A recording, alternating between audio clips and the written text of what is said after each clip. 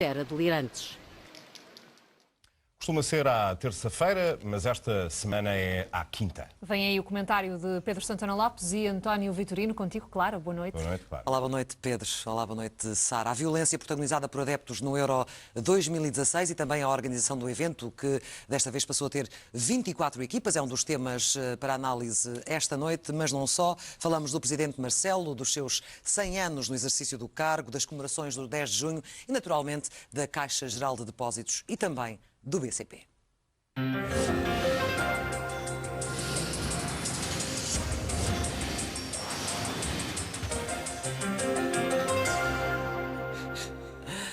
Parece que disse 100 anos do professor Marcelo. Já foi muito tempo, parece muito tempo. É verdade. É tanto acontecimento todos os dias. São 100 dias, como é óbvio. Vale, por vários anos. Muito boa noite, António Vitorino. Boa noite. Muito boa noite, Pedro Santana Lopes. No centro das preocupações a nível nacional está, obviamente, a Caixa Geral de Depósitos e agora esta questão do inquérito parlamentar pode ou não fragilizar a Caixa, António Vitorino? Boa noite, Clara. Deixe-me, já agora, antes de responder à sua pergunta, deixe-me só clarificar um ponto. Eu estou muito à vontade para falar sobre a Caixa, porque, ao contrário do que disse a deputada Catarina Martins ontem no Parlamento, eu nunca exerci nenhuma função de controle pois eu vi o seu sobre nome. na Caixa Geral de Depósitos e, portanto, toda a teoria da conspiração que ela construiu sobre um facto que é falso não tem nenhum fundamento. Para esclarecer este ponto da minha descontração, devo dizer que eu na semana passada aqui disse que achava que o mais provável era que houvesse um inquérito à Caixa Geral de Depósitos, porque é relativamente claro que, não havendo uma maioria favorável, e não há uma maioria favorável no Parlamento a esse inquérito, há sempre a possibilidade de haver um inquérito potestativo, que é o que aparentemente o PSD vai fazer.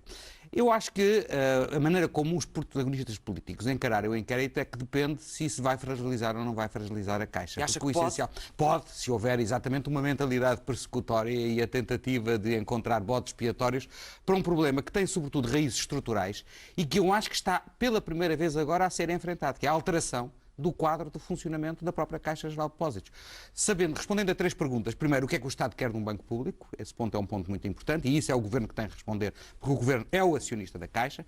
Em segundo lugar, quais são as regras de governance que garantem a autonomia de gestão da Caixa Geral de Depósitos e também da responsabilização de quem a gera? E em terceiro lugar, qual vai ser o plano de reestruturação que vai ser negociado com Bruxelas e que é fundamental para garantir a sustentabilidade da Caixa Geral de Depósitos no futuro? Mas neste momento as reações e são de alguma preocupação. Ouvimos, por exemplo, Bagão Félix, ouvimos Manuela Ferreira Leite a dizer que um inquérito destes pode ser destrutivo, que abala a confiança das pessoas no banco público. Concorda com um inquérito parlamentar, Pedro Santana Lopes? E em que termos? Não concordo com as posições que referiu. Penso que é mesmo perigoso dizer-se que o inquérito parlamentar pode abalar uma instituição, mesmo pública, de capitais públicos, como a Caixa Geral de Depósitos. Ou o próprio sistema financeiro.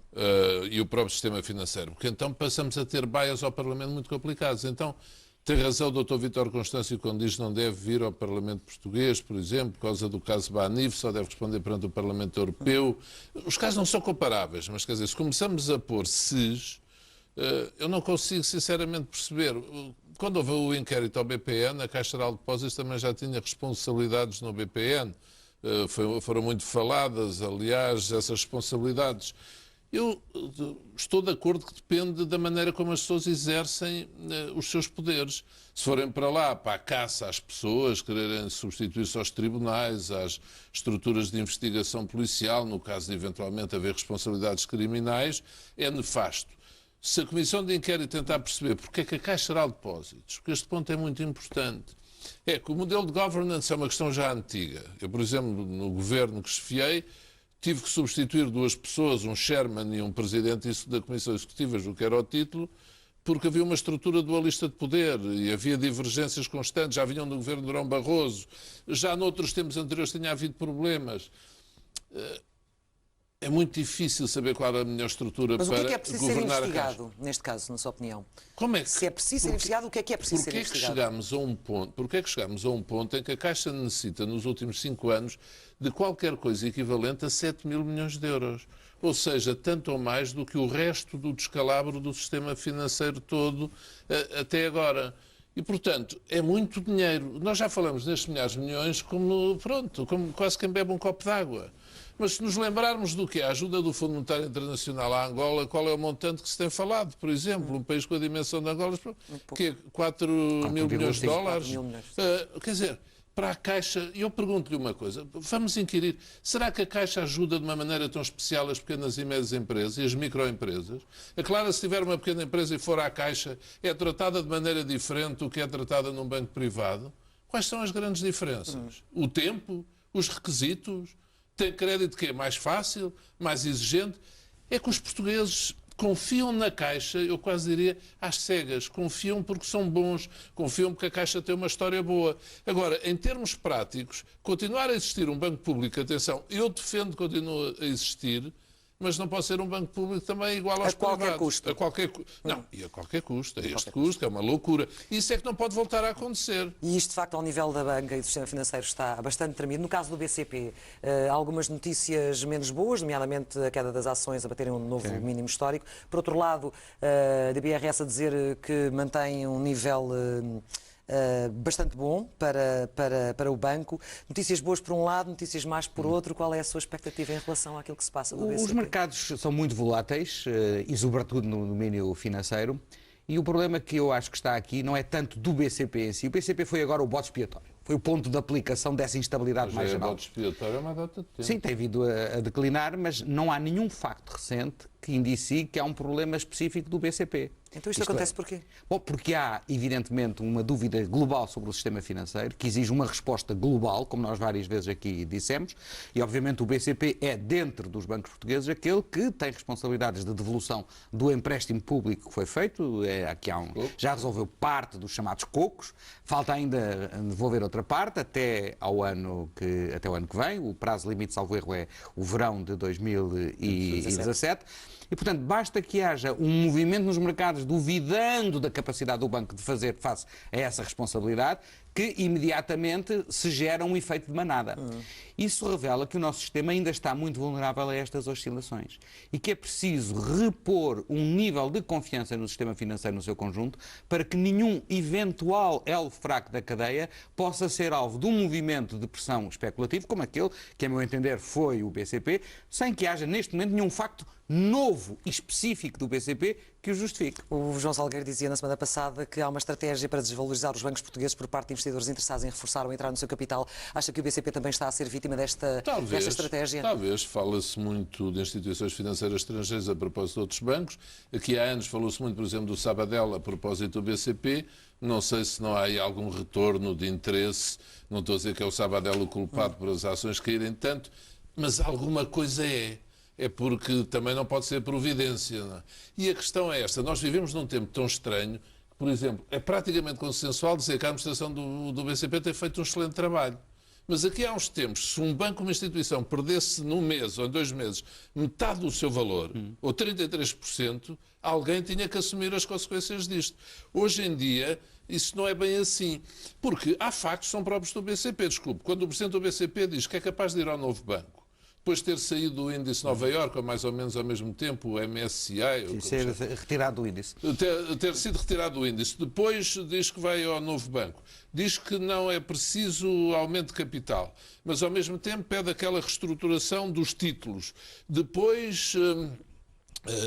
diz que vai pagar os cocos, pagou 250 milhões de euros, ainda tem que pagar mais uma verba significativa. Não é preciso aumento de capital, mas o mercado sabe que as provisões do balanço não estão num nível que deveriam estar. O banco, de facto, parece ter alguns problemas de músculo.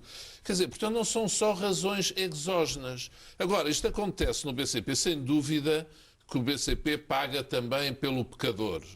Depois tem os problemas da sua estrutura acionista, tem o BPI ao lado, mas quer dizer, o BCP hoje eu julgo que fechou a 0,0179. Mínimo histórico. É uma loucura, quer dizer.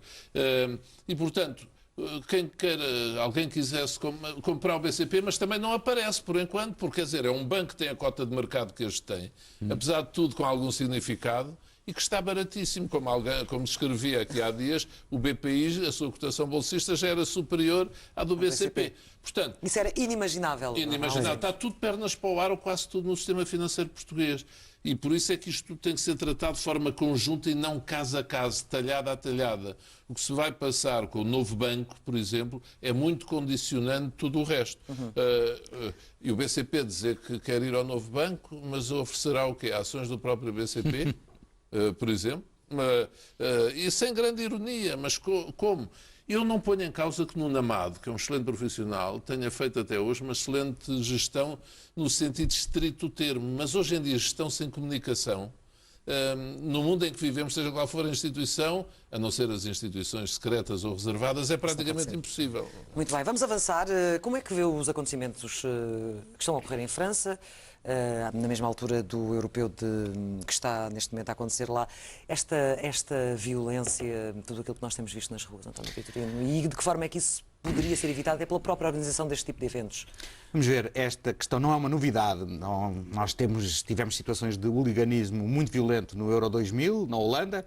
Houve aqui também alguns episódios em Portugal, em 2004, convém recordar, no Algarve, com adeptos ingleses.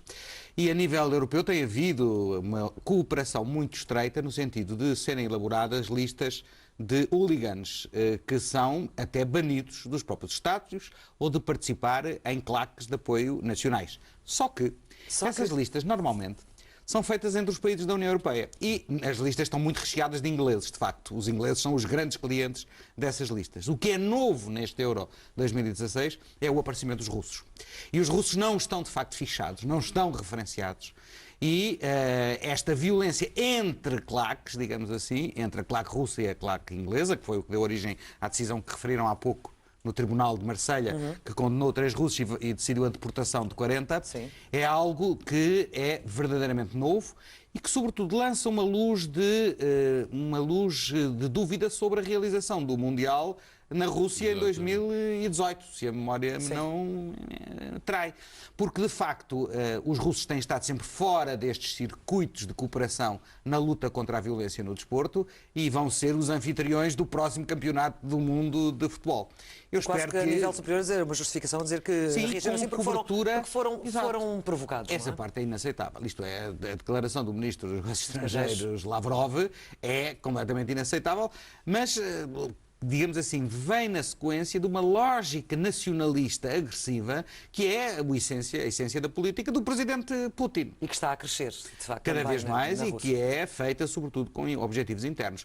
Para compensar talvez os maus resultados da equipa russa, diga-se de passagem. A UEFA só deve, como defende, preocupar-se com o que acontece dentro dos estádios. Santana Lopes. Não. Tem que se preocupar. Uma desculpabilização ou uma desresponsabilização de alguma maneira do que está a Não, tem que se acontecer. preocupar com a concertação com as autoridades civis, as autoridades políticas, com o que se passa fora do estádio. E a cooperação entre essas diferentes instituições é essencial. E não é nova, nem em edições anteriores, lembro-me do Euro 2004, que na altura estava como Presidente da Câmara de Lisboa, a cooperação com as autoridades do futebol, digamos assim, federações, organizações nacionais, é muito importante. E por isso acho que não faz sentido. Agora, vivemos, de facto, depois numa envolvência política, veja só isto, russos e ingleses. Russos, como disse o António, o Mundial próximo é lá, e Putin já recebeu esse Mundial, já foi muito difícil o Mundial ir lá parar, ele fez muita força com Blatter, etc. Ingleses, temos o referendo no Reino Unido para a semana. Se a Inglaterra fosse desqualificada ou expulsa... Tem uma dimensão política. Pode ter umas consequências políticas quando o referendo está empatado ou dizem que está res vescam Dorique. Já viu as consequências, de facto, que o futebol pode ter em toda esta complexidade política. Portanto, de facto, hoje em dia é uma interdependência de todas as componentes da sociedade, umas em relação às outras impressionantes. Porque o referendo, para os espectadores que não têm isso presente, é na próxima semana. É na próxima quinta-feira. Na próxima quinta-feira. É 23. Exatamente 2 ou 8 dias. Veja o que é, se há alguma decisão que faça desviar 1% ou 2%, pode decidir contribuir para a decisão sobre o futuro de nós todos nos próximos 40 ou 50 anos. E fala-se muito da expulsão da Rússia. No início falou-se também da expulsão do Reino Unido, mas isso agora está um pouco mais Mas há silenciado. uma Fala-se diferença, da é que expulsão da enquanto Rússia, que as autoridades inglesas são muito duras com as claques e com os hooligans, muito duras, aqui o que vimos foram os russos a defender a posição. E isso é uma diferença abissal. E Portugal lá se estreou na terça-feira com um empate. O Presidente da República e o Primeiro-Ministro estiveram em França para apoiar a seleção. Vamos avançar. O que achou de Marcelo Rebelo de Sousa levar também as celebrações do 10 de junho para a França, para junto às comunidades e condecorar figuras que seriam, à partida, pensaríamos que não seriam as figuras que seriam condecoradas pelo Presidente da República? Sim, o tempo é pouco, mas só separar as coisas. Primeiro, acho que Marcelo Rebelo de Sousa fez muito bem com as comemorações no Terreiro do Paço. foram bonitas, foi uma boa opção, já lá vai a carga colonial, acho que foi muito bem. Depois, Paris, também acho que é uma opção certa dele, embora eu goste de lembrar que em 2002, julgo, o Dr. Jorge Sampaio, eu acompanhei-o enquanto Presidente da Câmara de Lisboa, já fez assim uma parte de comemorações lá em Paris. Era maire de Paris o Sr. Delanoë, do Partido Socialista, e já lá estivemos. Mas não foi propriamente no 10 de junho, foi 9 de junho. Mas já havia essa ideia anteriormente. E depois há o prolongamento, quer dizer, foi em Paris, foi Terreiro do Paço, Paris, estágio da equipa nacional de futebol, que é outra componente que eu acho um exagero. Quer dizer, hoje em dia os dirigentes políticos já vão aos jogos de futebol, vai apresentar a Assembleia um jogo, vai primeiro-ministro a outro, e nos outros países igual. Agora já vão para os estágios, não é? Acham exagero? Acho um exagero. Presidente e Primeiro-Ministro, tudo para os estágios, qualquer dia estou a treinar com eles. E a Rádio Alfa também um exagero? Diga? A Rádio Alfa, depois logo a seguir, naquele palco montado em dia de chuva, com o Primeiro-Ministro a proteger o Presidente da chuva. Foi um momento bem disposto. Eu aí levo à conta de um momento bem disposto. Dos dois. Acho que o Primeiro-Ministro também teve muita graça ao chapéu de chuva ao Presidente e ele respondeu bem. Então, Vitorino, mas houve aqui uma situação também interessante, que foi o encontro com o Presidente Hollande, que virá a Portugal em julho. Qual é a importância também desta estratégia do Presidente? Eu acho que o Presidente Hollande precisa de ter uma relação também com os países do sul da Europa, porque a França, no contexto europeu, é olhada com grande expectativa por parte dos países do sul da Europa e é importante que ele tenha escolhido vir a Portugal. Eu valorizo essa decisão. Mas deixe-me dizer só em relação ao 10 de junho, que acho que há duas atitudes que o Presidente tomou em Paris e que foram muito importantes. Primeiro, condecorar as concierges portuguesas. A imigração portuguesa em França é a imigração das concierges, das porteiras. Essa é a imagem que existe. Isso não corresponde à realidade da imigração hoje, mas ainda há concierges portuguesas.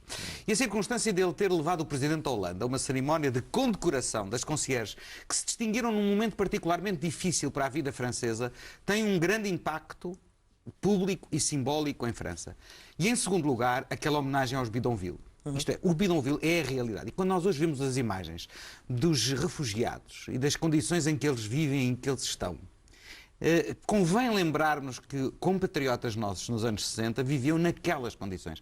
Eu aconselho os portugueses a verem as fotografias daquela exposição que foi feita lá em Paris e que, de certeza absoluta, estará acessível também aqui em Portugal, das imagens feitas dos portugueses nos bidonville, do que era a imigração portuguesa dos anos 60 e do que foi a gesta heroica dessa gente que conseguiu se ingrar na vida, mesmo sendo concierge e mesmo arrostando contra... Portanto, chamar a atenção para esses dois aspectos da nossa história, de que nós não nos envergonhamos e de que nós nos orgulhamos e que merecem o nosso respeito e a nossa consideração, acho que aí o Presidente da República marcou bons pontos. E em relação às comemorações em Portugal, no espaço físico, no país físico, como ele disse, também acha que o povo é melhor do que os políticos?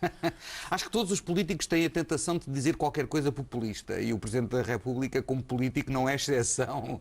Não é exceção a isso. Não sei a que elites é que ele estaria a pensar. Estes 100 dias foram 100 dias de construção muito de popularidade. Resta saber se popularidade vai equivaler a... Construção de popularidade não é igual à construção de poder.